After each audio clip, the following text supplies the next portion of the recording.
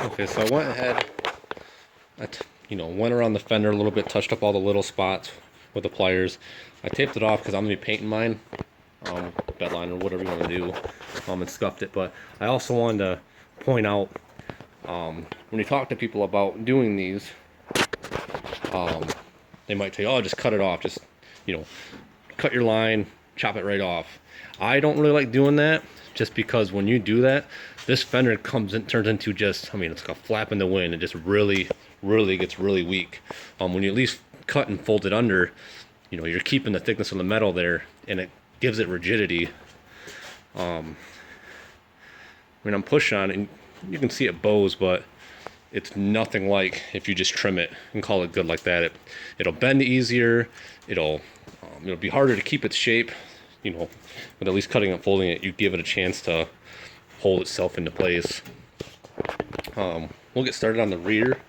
And the rear it's really the same process over again. At least how I do it. Just draw the line. You're cutting off that same amount of metal this time around. But then the other point to make, I'm sure you all know, is that it's a pinch seam back here. Whereas your wheel well actually comes in, meets with the fender, and it's welded through here.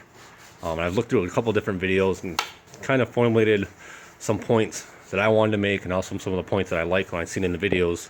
But one of them was to draw a line, or to mark out all of your pinch welds, because we're going to be cutting up through here just like the front, and it's important to leave those pinch welds there because that's what's holding this together.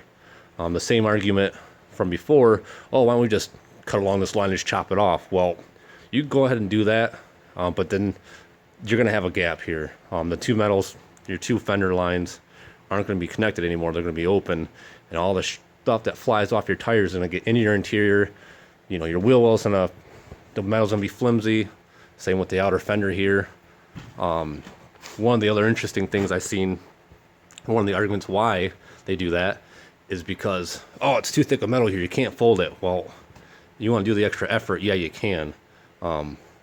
I would not dare cut that and leave it open. It'll look fine at first, you probably won't care about it, but give you about a month of wheeling, if you're actually wheeling the thing, and you let crap collect up in there, and it's gonna look like garbage. There's not gonna be an easy fix for it. So this is the route I'm gonna take.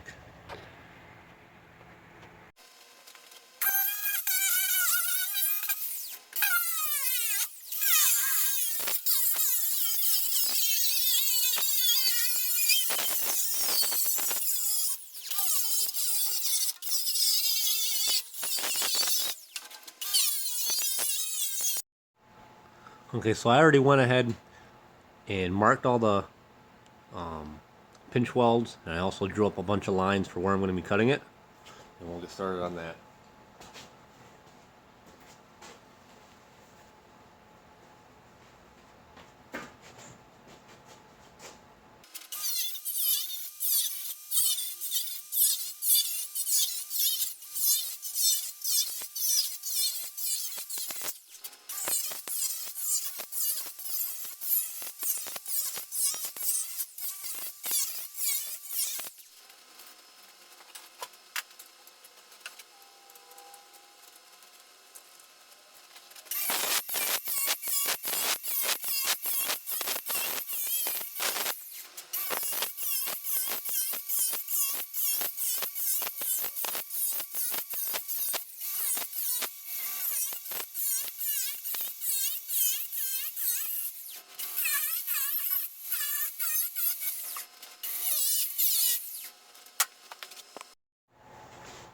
So now that's all cut up, we do the fold process again.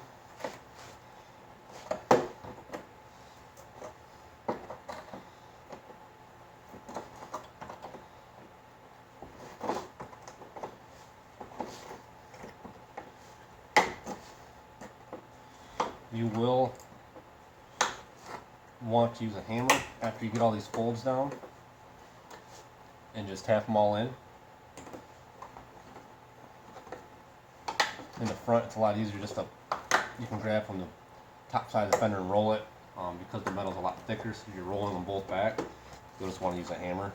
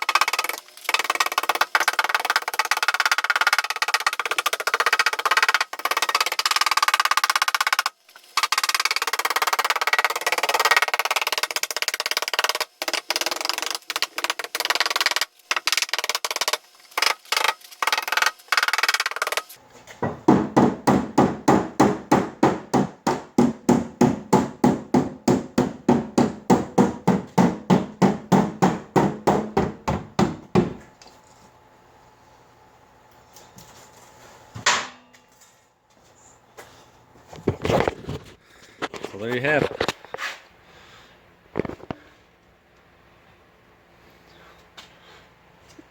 Cut and fold.